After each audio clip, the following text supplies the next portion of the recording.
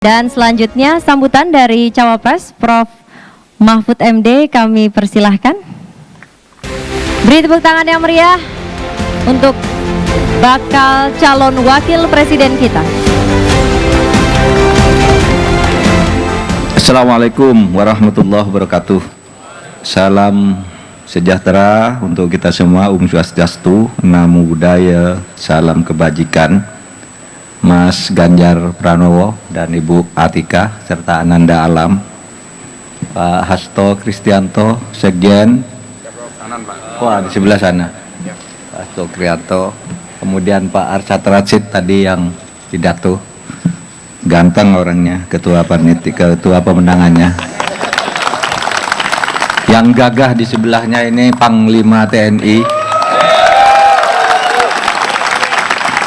lalu Pak Gatot Edi, mantan Wakapolri, Tuan Guru Bajang, Zainul Majdi, lalu Pak Andi Wijayanto, dan yang paling ujung sana Pak Ahmad Basara yang ini belum kenal nama.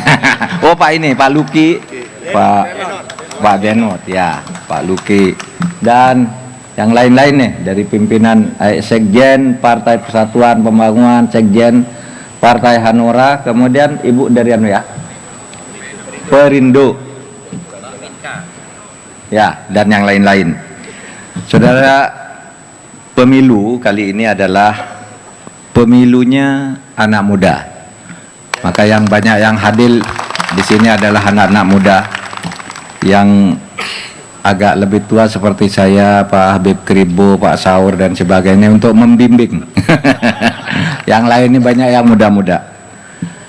Pemilih muda sekarang ini jumlahnya terbesar, sebanyak 62% yang akan menjadi pemilih yang sangat menentukan.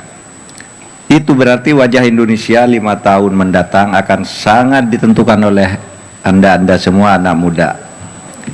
Buat saya sebenarnya anak muda itu bukan hanya berarti diukur dari sisi usianya, tapi lebih dari itu menurut saya adalah pemikirannya, cara pandangnya, gayanya, dan perspektif di dalam memandang kehidupan. Semangat anak muda adalah selalu berani melakukan sesuatu. Himmatur rijal tahdimul jibal. Semangat anak muda itu, kata Sayyidina Ali, meruntuhkan gunung yang berdiri kokoh. Karena itu saya yang baru saja mendapat kehormatan dari partai politik yaitu PDI Perjuangan, Partai Persatuan Pembangunan, Partai Hanura, dan Perindo untuk menjadi pendamping Mas Ganjar Pranowo pada kali ini, mengajak Anda semua para anak muda, beranilah membenahi dan membangun Indonesia ini dengan kekuatan dan keunggulan masing-masing yang Anda miliki. Di era digital ini, anak muda punya ruang yang sangat besar untuk bersuara dan berkiprah untuk membangun negeri ini menuju Indonesia Emas tahun 2045. Saudara, Indonesia Emas itu Indonesia yang digambarkan oleh alinea 2 pembukaan Undang-Undang Dasar 45 yang berbunyi, dan pergerakan perjuangan kemerdekaan Indonesia telah sampailah kepada saat yang berbahagia, mengantarkan rakyat Indonesia ke depan pintu gerbang kemerdekaan Indonesia yang merdeka, bersatu, berdaulat, adil, dan makmur. Itulah Indonesia Emas yang akan kita bangun. Adik sekalian, persoalan utama kita saat ini adalah lemahnya penegakan hukum. Lemahnya penegakan hukum. Kalau di Indonesia ini penegakan hukum bisa dilakukan dengan baik dan benar, maka menurut saya, meskipun angka 50% ini adalah dugaan yang sifatnya kuantitatif, taruhlah separuh gitu. menurut saya separuh dari seluruh persoalan bangsa ini bisa selesai. Kalau hukumnya bagus, maka ekonomi akan bagus, infrastruktur akan bagus, kehidupan-kehidupan lain pun akan bagus, perdagangan dan lain-lain. Saudara, penegakan hukum dengan demikian harus memberikan kepastian hukum ke atas. Tadi saya bercerita kalau ke atas itu kepastian hukum itu antar pengusaha-penguasa elit, penguasa-penguasa elit itu terkadang tidak memberi kepastian hukum, ada tumpang tindih, ada korupsi, kolusi dan sebagainya. Di bawah itu tidak dapat perlindungan hukum. Sehingga bagi saya penegakan hukum ke depan ke atas harus ada kepastian dan ketegasan, ke bawah harus ada perlindungan hukum. Dan itu bisa dilakukan oleh anak-anak muda sekarang yang mau berjuang bersama Mas Ganjar dan saya ke depan. Mari kita lakukan ini. Kalau saudara punya tekad untuk ini, maka bisa kita lakukan bersama-sama. Saudara, semangat untuk membersihkan Indonesia dari korupsi, untuk menuju peta jalan Indonesia Emas tahun 2025 dengan bonus demografi dan kondisi geografis Indonesia yang kaya akan sumber daya alam. Saudara, Indonesia ini mempunyai 17.508 pulau. 17.508 pulau. Penduduknya 276 juta. Sangat luas dan sangat besar jumlahnya.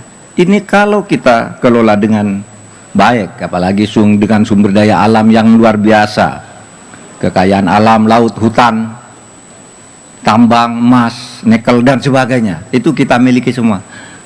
Konon kalau ini dikelola dengan baik, seluruh rakyat Indonesia itu sudah makmur, sudah sejak beberapa waktu yang lalu.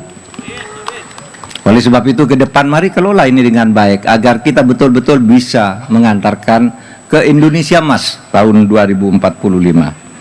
Saya sama sekali tidak percaya kalau ada yang mengatakan bahwa anak-anak muda sekarang ini apatis, cuek, dan tidak peduli. Saya ingin memberikan beberapa contoh kasus yang saya hadapi dan harus turun tangan yang direspon di media dan media sosial justru oleh anak-anak muda. Ketika saya mencoba menyelamatkan seorang yang tidak bersalah, namanya Saiful Mahdi, seorang dosen di Aceh, dijatuhi hukuman masuk penjara karena mengeritik institusinya. Saya turun tangan bersama beberapa pejabat di DPR dan lain-lain untuk membebaskan yang bersangkutan. Yang bersangkutan bebas. Dan sesudah bebas, sambutan anak-anak muda luar biasa. Anak-anak muda memberikan semangat dan dorongan untuk penegakan hukum dan keadilan yang seperti itu. Saudara sekalian, pernah juga saya membebaskan seseorang yang dikeroyok oleh begal di Bekasi. Dikeroyok oleh begal di Bekasi, dia kemudian melawan dan membunuh salah satu begal. Tiba-tiba saat itu juga yang bersangkutan ditangkap oleh polisi dan dijadikan tersangka. Saya sampaikan ke Presiden bahwa ini tidak benar menurut hukum, karena orang membela diri dan membunuh si begal kemudian dihukum. Besoknya anak ini dibebaskan oleh polisi dan justru diberi penghargaan, dan anak-anak muda memberikan dukungan terhadap sikap dan ketegasan pemerintah yang seperti ini. Saudara, mari akhirnya kita jadikan pemilu kali ini untuk menghasilkan perubahan. Memilih pemimpin yang dianggap bisa melakukan perubahan, apalagi perubahan besar dalam penegakan hukum. Perubahan itu bukan berarti menutup buku. Perubahan itu adalah melanjutkan tahapan-tahapan yang sudah kita capai. Satu, yang bagus kita lanjutkan, yang sudah selesai kita pelihara, yang tidak cocok kita buang lalu kita kembangkan ke arah-arah baru. Karena sebenarnya perubahan itu bisa saja hanya diartikan sebagai pengembangan, tidak harus dipertentangkan antara perubahan dan kelanjutan. Sama saja sebenarnya, semuanya berarti pengembangan. Demikian, selamat, mari berjuang bersama Ganjar dan Mahfud MD untuk menuju tahun 2045 yang sempurna. Assalamualaikum warahmatullahi wabarakatuh. Waalaikumsalam warahmatullahi wabarakatuh. Luar biasa pidato yang sangat menenangkan bagi anak muda, karena tidak hanya sekedar narasi tapi sudah memberikan bukti. Berikan tepuk tangan sekali lagi untuk Bapak Mahfud MD, calon wakil presiden 2024.